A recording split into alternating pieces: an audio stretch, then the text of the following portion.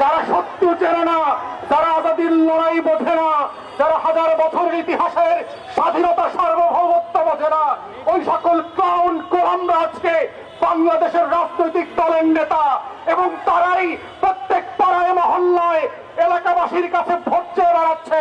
তারা আগামী সংসদটাকে কিভাবে আজাদির সাথে বেইমানি করে, গণ অভ্যুত্থানের সাথে বেইমানি করে বাংলাদেশকে আবার নতুন করে দিল্লির কাছে বেঁচে দেবে, সেই নাটক মঞ্চস্থ চলছে।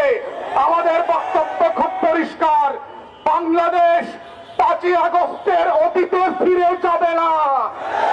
বাংলাদেশে আওয়ামী লীগ ফিরে আসতে পারবে না। বাংলাদেশে দিল্লির দাসত্ব কায়েম হবে না। বাংলাদেশে কত সাংবাদিক সুশীলরা এদেশের আজাদির লড়াইকে দিল্লির কাছে বেঁচে দিতে পারবে না। এই বক্তব্য খুব পরিষ্কার।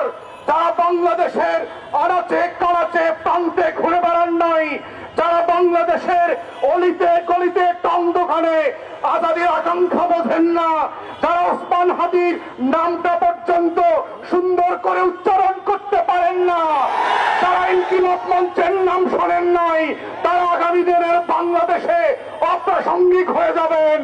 এবং এটাই হচ্ছে আগামী দিনের রাজনীতির মূল তত্ত্ব কথা। এটাই হচ্ছে আজাদির বাংলাদেশ, এটাই হচ্ছে বাংলাদেশ 2। এবং সেই বাংলাদেশ 2 লড়াইতে একটা দুইটা বুলেট না, লক্ষ বুলেট দিয়েও এই আজাদির লড়াই বন্ধ করা যাবে না। আপনারা বারবার চেষ্টা করেছেন, হেফাজতের গণহত্যা হয়েছে, 1,64,000 বুলেট পেরেছিলেন। আওয়ামী লীগ ক্ষমতায় থাকতে পারে নাই। বিরোধী দলের 15,000 নেতা কর্মীকে খুন করেছেন, আওয়ামী লীগ ক্ষমতায় থাকতে পারে নাই। পিলখানায় গণহত্যা করেছেন, আমার 57 জন সেনা কর্মকর্তাকে শহীদ করেছেন। দিল্লির আধিপত্য টিকে থাকে নাই। নির্বাচন ব্যবস্থা ধ্বংস করে দিয়েছেন। 16 বছর ধরে গোলাম গণমাধ্যম দিয়ে বাংলাদেশের আজাদির বিপক্ষে প্রত্যেক দিন তথ্য সন্ত্রাস করেছেন। আওয়ামী লীগ ক্ষমতায় থাকতে পারে নাই। পরিষ্কার বক্তব্য, বাংলাদেশের মাটির রং বোঝেন নাই, আজাদির রং চেনেন নাই।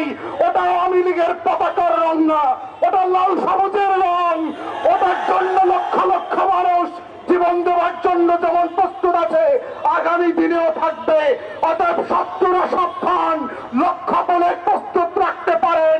আমরাও লাল সবুজের পতাকা বুকে পেঁচিয়ে দিয়ে বাংলার আনাচে কানাচে আমার স্বাধীনতা আজাদির লড়াই চালিয়ে যাব। শরীফ ওসমানদেরকে নতুন করে পাড়ায় মহল্লায় আবার পরিচিত করানো হবে, এবং সেভাবেই প্রজন্ম থেকে প্রজন্ম ইনকিলাব জিন্দাবাদ হয়ে থাকবে।